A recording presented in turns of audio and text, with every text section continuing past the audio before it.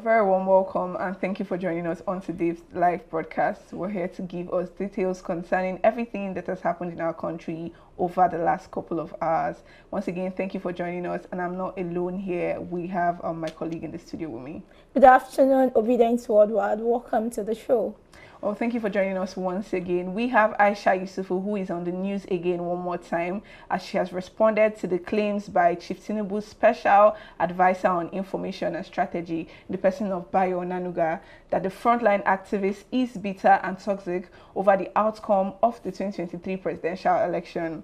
Onanuga said that Aisha Yesufu is bitter that her presidential candidate, of which she supported, who happens to be Peter Obi, His Excellency, and that she is actually, angry that he came toward. He was reacting to Aisha Yesufu's remark over the South African president Cyril Ramaphosa's action against Tinubu during his inauguration. And in a video of his inauguration, the president of South Africa, newly elected Ramaphosa, ignored Tinubu while greeting the elders and other leaders in a straight line. And so Aisha Yesufu has actually reacted to these particular claims by Bayo Onanuga that she is, bitter and toxic over the outcome of the 23 presidential election. Well, this is her tweet of what, she replied to the presidency, and she said, "There is presidency in Nigeria, ? She's been, really sarcastic. And she says more like a bunch of intellectually bereft dogs who cannot hold anything down other than snatching, grabbing, and running with it. A bunch of disgrace barely tolerated by those they scramble to visit." Well, this is her reply to the presidency, particularly by Onanuga, who is actually coming to claim that whatever she had to say, like every Nigerian said concerning the way he was treated at this inauguration, basically painting it and that it was something political, or maybe she's just particularly angry because her candidate did not quote unquote win, because we know that he did particularly. Well, please, what do you have to say about this briefly? Honestly, this is laughable. And this is disgraceful, right? So imagine, say, a whole president like giant of Africa, Nigeria, he can they travel, they work out, go there, they know even follow and talk, they don't even say hello to them, they just snub and waka pass. So why they can't they slam Aisha? Why they can't they fight them like that? I think they should just channel that energy into something else. They should help us to, use that same energy they are using to say, and Aisha is bitter, Aisha is this, to fight corruption for us, to fight hunger for us, to help us fight unemployment, to help us fight insecurity in the country. There are better things to do, not just, wobbling and saying things that are not relevant. So all of these things, why would they even say she's bitter? Bitter over what? The woman is so happy doing her thing. Right. And I don't see any reason for her to be bitter. So why being bitter? They are the one who is bitter, because if they are not bitter, they won't even have the time, the energy to start responding to whatever thing they see her saying, or know. So thank you very much, because like you rightly said, she did not say anything different from every other Nigerian who actually, witnessed the disgrace, or rather the fact that he was not paid due respect to him in the inauguration of the South African president. But moving on, and still on this, his visit to South Africa, we have recent reports that are telling that Chief Bola Tinubu departed Lagos for South Africa to attend the inauguration ceremony of the country's president, which is Cyril Ramaphosa, in a private jet belonging to his Lebanese ally, Gilbert Chagui. Now, this exclusive report was brought by Sahara reporters, and they gathered that the private jet marked 9HGRC is owned by the Chagui Group, a conglomerate owned by Gilbert Chagui, who happens to be a known business partner of the Nigerian president, Tinubu. He was born in Nigeria to Lebanese immigrants, and the businessman flourished in the 1990s through his close connection and association with the late dictator Sani Abacha by receiving development deals and oil franchises, right, as reports state. Well, further check by reporters on this aircraft registration database revealed that this private jet, the one Chief Tinubu used to fly to South Africa, and others owned by the group, are operated by Hyperion Aviation. The Dassault Falcon 8X, which happens to be the presidential jet that he used, was first operated by the Aviation SA before it was transferred to Amjet Executive. The aircraft was also briefly registered under Chagui Group for some days before its operation was moved to Hyperion Aviation. Hyperion is an air charter company operating business jets and headquartered in Malta. Right, and so we recall that Chief Tinubu in 2023 had awarded the largest road construction project in the company to another of Gilbert Chaguri's company, High Tech Construction Company, in which his son Chidi Tinubu happens to sit on the board, coincidentally, without any competitive bidding. The 700-kilometer Lagos-Calabar Coastal Highway will run through 9 states as purported, and was put as a cost reportedly of $11 billion. And this is particularly interesting to see because we had conversations on the fact that there are actually, there was no bidding, no proper bidding process for this particular contract to be handed over to High Tech on a platter of gold. A lot of people speculated that it was because of, personal and business interests of, the ruling party, or rather Chief Tinubu, and that is why he gave this contract to his friend without any form of competitive bidding. And they raised eyebrows at it, but they played politics with it as usual, and assumed that Nigerians were just raising alarm for no particular reason. But we've seen that the jet that he traveled to South Africa with apparently is owned by this man who he gave a whooping $11 billion contract of Nigerian taxpayers' money. What do you have to say about it? Nothing much to say. We don't see them already now. Right. Wait, because I've been talking, say this country now, who know who. So even as everything take happen, so we suppose no say, and so it go be. So nothing much to say.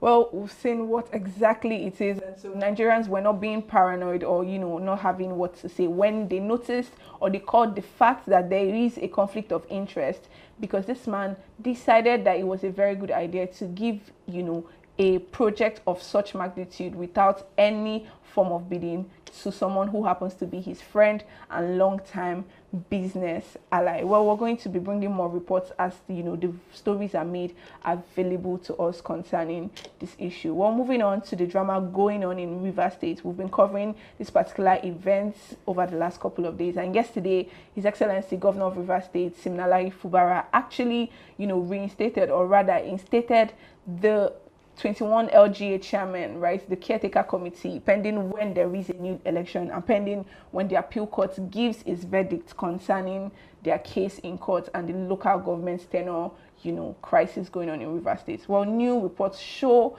that even after yesterday, after he had actually given them go-ahead to assume office, on arriving at the office where they were meant to start work, Rivers State Police had allegedly denied them access to this complex building.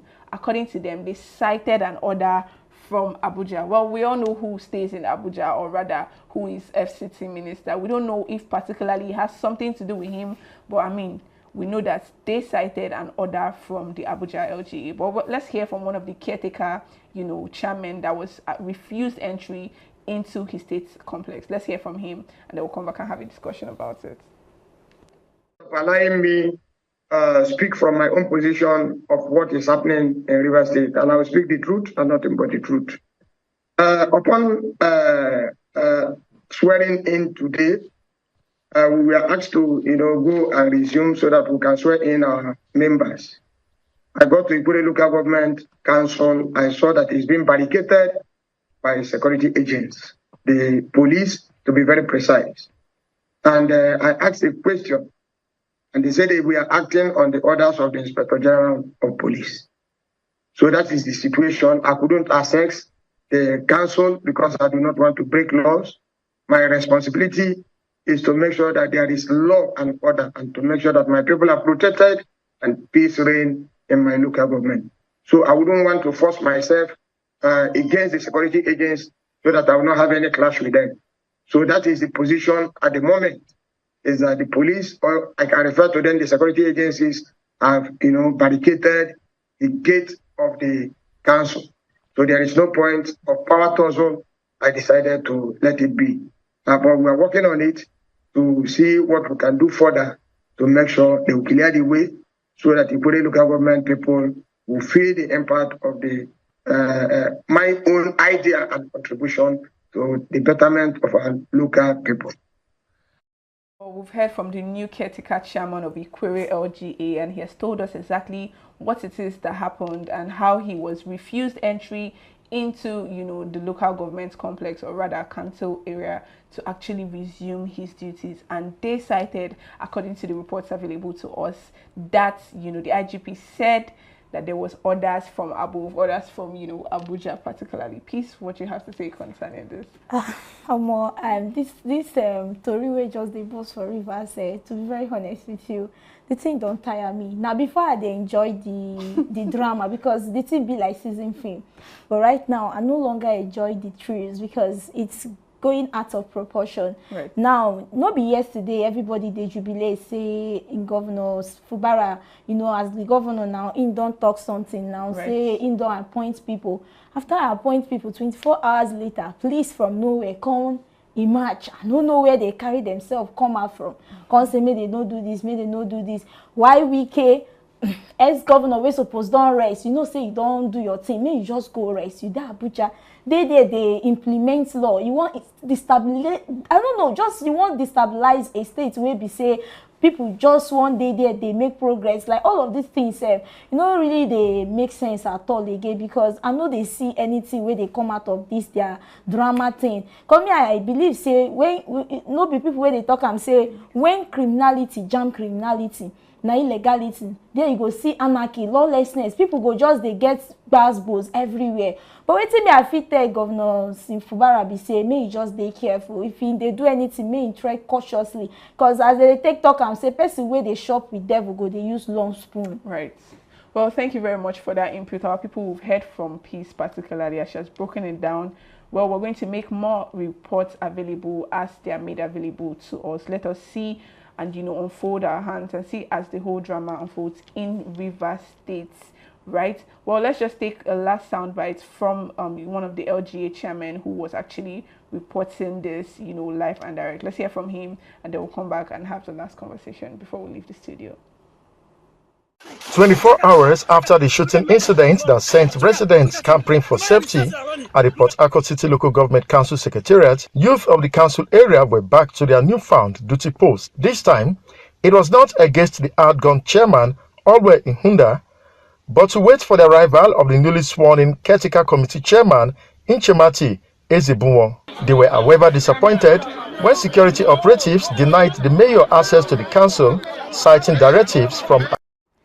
Well, we've seen particularly what is going on in Rivers State, and like I said earlier, all fingers are crossed. Let's see what exactly it is they hope to achieve with, you know, denying the new caretaker chairman access to their office. Well, moving on, Adeola Fayehu, our very own, you know, comrade who actually speaks concerning everything that goes on in Nigeria with her platform, has actually, you know, been reported by a House of Reps member who actually found her video, the video where she was talking about how much the average Nigerian senator or, you know, legislative member earns.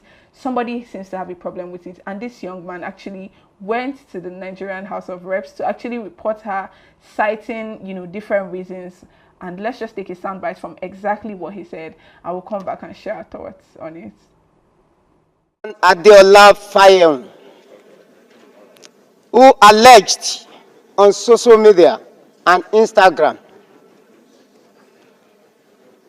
that I, a member of this house, collect basic salary of 2.5 per month, furniture allowance 7.5 million per month, newspaper allowance 1.2 million per month, wardrobe allowance 621,000 per month, recess allowance 248,000 per month, accommodation allowance 4.9 million per month, utility allowance 828,000 per month, personal assistant allowance 621,000 per month, and so on. And very interesting for you to know that this Adeola Fayehu does not reside in Nigeria, it's in UK. And this is the same person, December time, when one of our colleagues, maybe by mistake, said trailers of rice were given to members of National Assembly. This same lady was spreading it everywhere that you should ask your representatives, where is your trailers of rice? So if this house does not take a stand on this and take a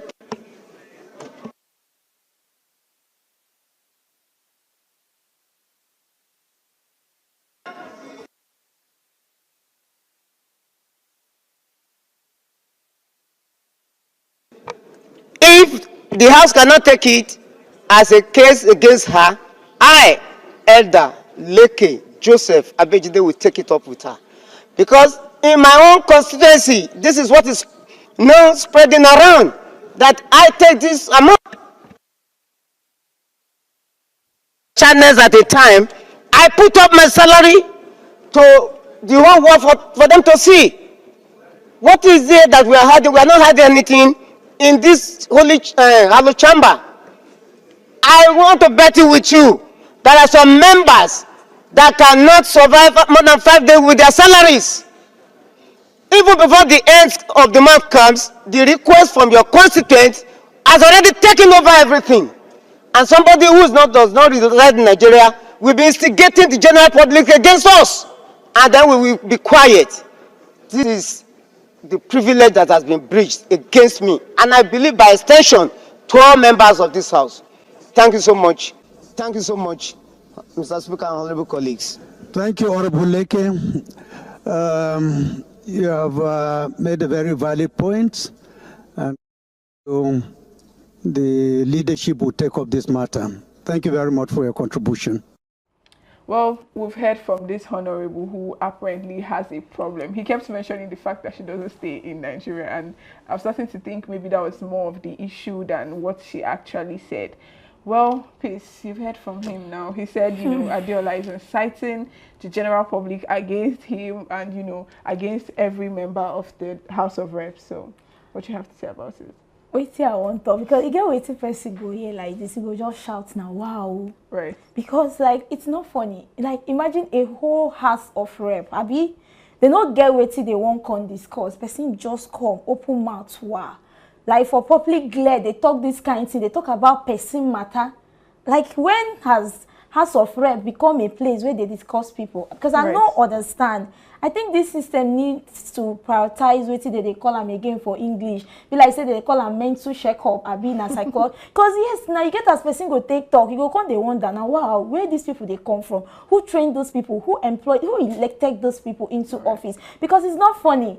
On the more serious note, because everything when they spill there, how it take concern people where they grassroots level, how it take concern people where they their village now, where hunger they wire, how it take concern us where they go through tough time for this Niger, how it take concern the students where don't drop out for university, so they based on say school fees they don't increase them and they no fee pay them. How it take concern people where be say based on waiting on they stop for this country. They no get any hope again. No be the other day I dey hear of one woman where police wan arrest say im born pikin go dey sell am. How it take affect all the so bad thing wey don dey happen for this country. Right. They no get any other thing to discuss. Now carry person like I even they watch the thing, come they think say now something where they relevant that they discuss. Seriously, like these people really need to work on their self, work on their psych, work on everything where they talk on everything, because I don't understand all this kind of thing they pay me. But anyways, kudos to Adeola, because they already now, because all these things now they don't give them publicity, they don't give them recognition even without her asking. So it means say she they do the right thing, when she continue with the right thing. And wow. Anyways, bad publicity, even though it's bad, it's still publicity at the end of the day. But like you rightly said, like my colleague rightly said, this is a misplacement of priority because, Adeola is just doing her job as, somebody who speaks about the polity and the policies of Nigeria. It is not coming from any ill faith per se. So coming to the floor and having, these representatives or these honorables gather, and that is the issue you're raising to them. It just shows a lack of foresight or a lack of, grasp with the current economic realities that we have. Because, we're talking about minimum wage for over 1 month right now. We are still not hearing anything concerning it. And if you're going to have an opportunity to speak on the floor, in a legislative house in Nigeria, you have the right, to pass laws or to at least, quicken the process of passing some laws. Why are you using that time to discuss someone who is using her platform to educate Nigerians and actually, throw more light on what is going on in the Nigerian political space? So like Peace rightly said, I see this as a total deviation from what actually is very important. Adeola is just doing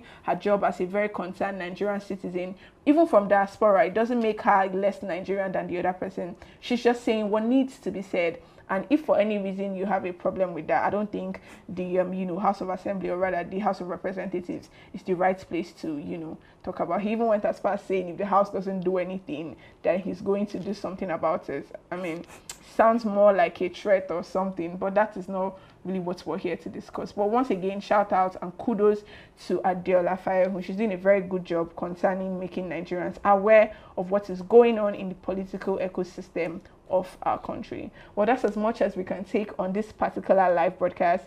Thank you for joining us on this one, and we're going to be back your way again later today to discuss every other thing that unfolds, and we're going to report them to you. Till we come your way again, don't forget to like, share, and subscribe to this platform, because that's the way you can be able to help us, amplify our voices, so that every other person and well-meaning Nigerian can know that the Obidient Family Cooperative is, or rather the Obidient Family TV is live.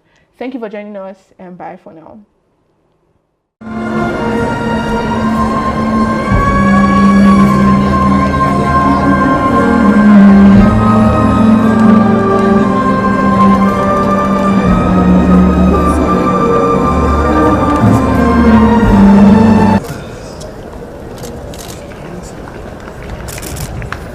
With any mind, His Excellency Mr. Paul Mashatile, the former Deputy President of the Republic of South Africa.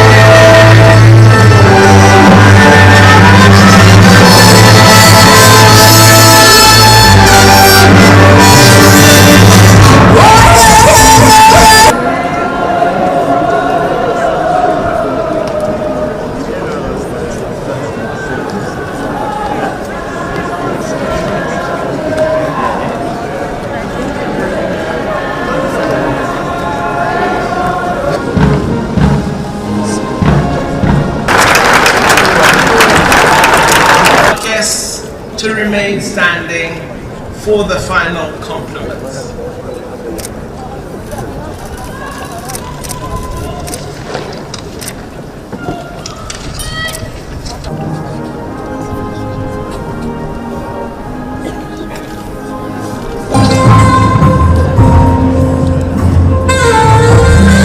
The process.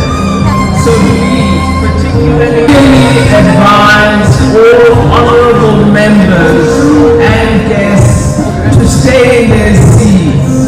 We have a very long list.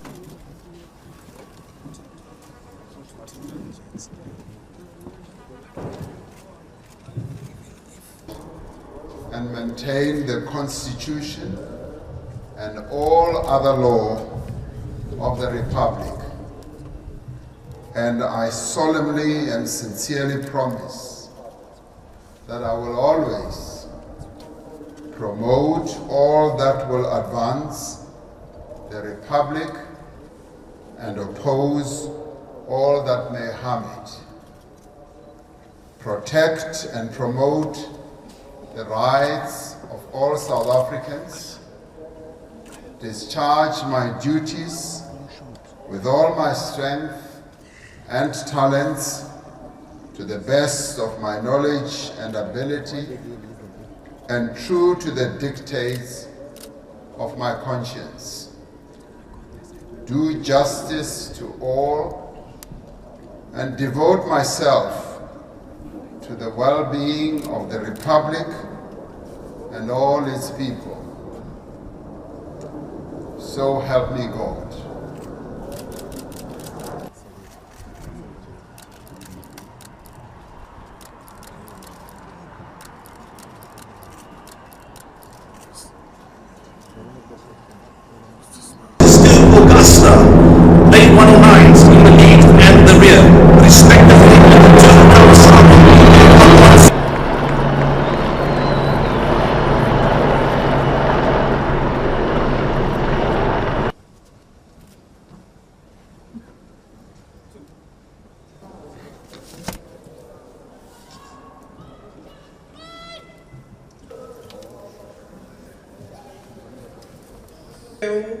And all the leaders who have led for our distinguished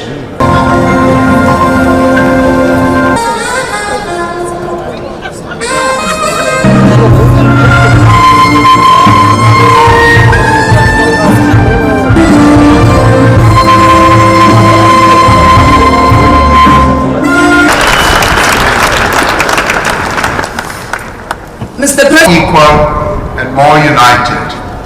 This is the dream to care for the poor, the vulnerable. Africa will embark on a new age of production to achieve stability, to advance development, equal, compassionate world, founded on solidarity, until those who steal from the people